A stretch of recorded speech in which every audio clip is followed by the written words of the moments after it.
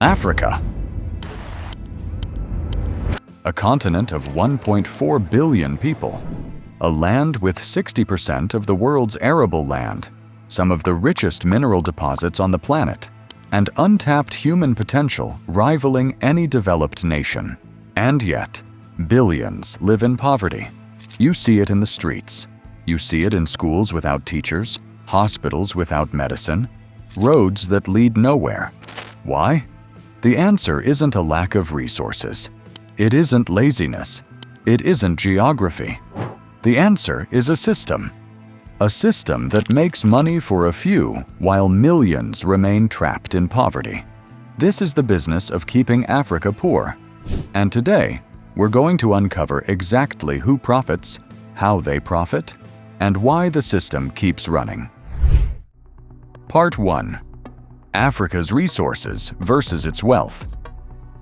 Africa is paradoxical.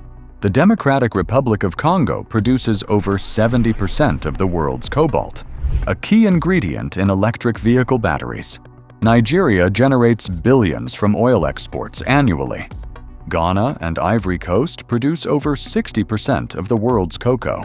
South Africa exports gold, platinum, and diamonds. Yet GDP per capita remains shockingly low. Why? Because most profits are siphoned out of the continent. Foreign corporations buy raw resources cheaply, process them abroad, and sell finished products back at massive markups. Local governments often offer tax breaks or concessions that benefit investors rather than citizens. Take cobalt mining in the DRC. Children and adults work in dangerous mines. Companies export raw cobalt to China, where it's processed into batteries. Profits flow to multinational corporations. Local communities get promises of infrastructure that rarely materialize. Or cocoa farmers in Ivory Coast. They earn pennies per kilogram, barely enough to survive. Yet chocolate companies sell their products worldwide for hundreds of times that value. Africa produces wealth, but Africa rarely keeps it. Part 2. Debt and the global financial system. Debt is another invisible chain. Many African nations rely on loans from the IMF, the World Bank, China's Belt and Road Initiative. On paper, these loans are meant to fund development, schools, hospitals, roads. In reality, they often become debt traps. High-interest payments divert funds from essential services. Consultants, advisors, and banks profit from fees, bond issuances, and loan restructuring. When countries struggle, lenders impose stricter terms, ensuring repayment while citizens see no real benefit. In 2020, Zambia's debt skyrocketed to over $12 billion.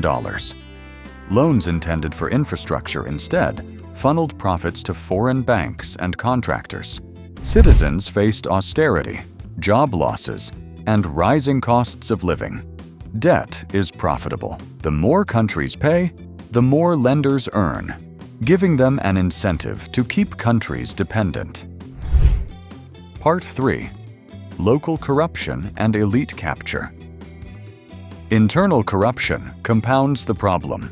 Many African nations have powerful elites who profit from foreign investments, aid, and resource extraction. Mechanisms include siphoning natural resource profits, awarding contracts to friends and family, skimming public funds from aid or development programs. In Nigeria's oil sector, billions in revenue are generated every year, yet most citizens see minimal improvement in their daily lives.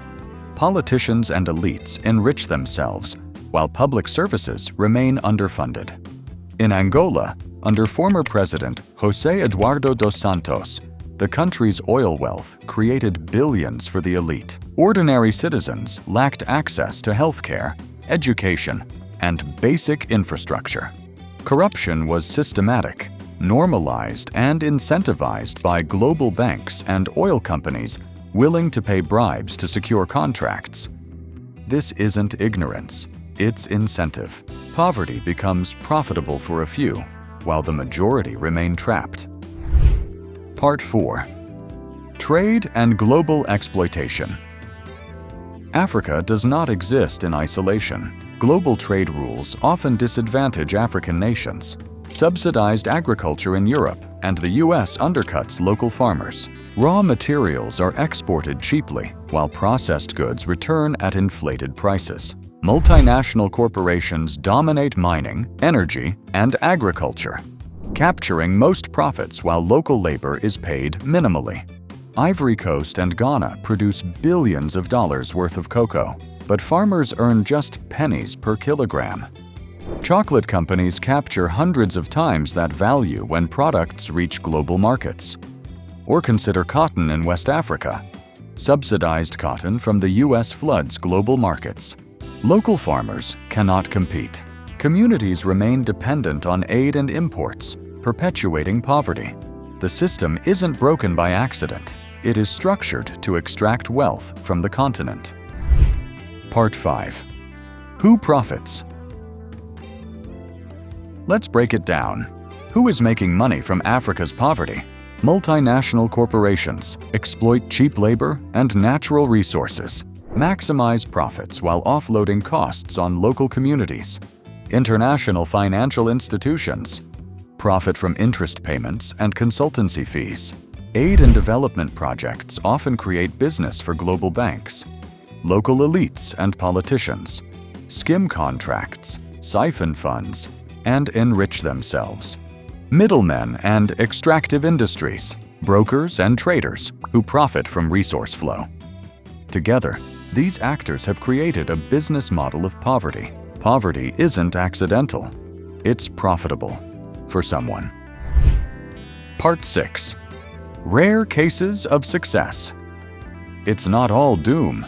Some countries have broken cycles of poverty.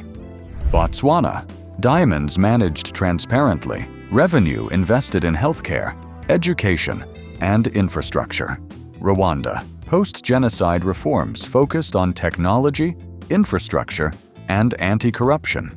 Mauritius, strategic economic diversification and trade policies boosted GDP per capita.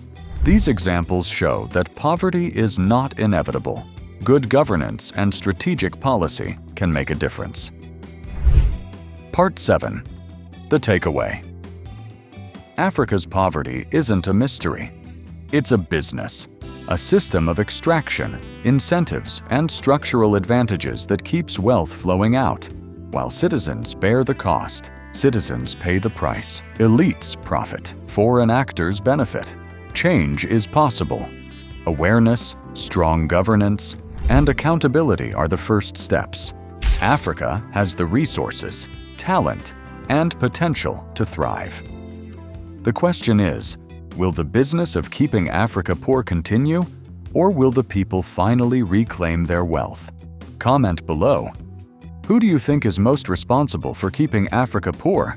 Foreign powers, local elites, or the system itself? Like, share, and subscribe to the channel.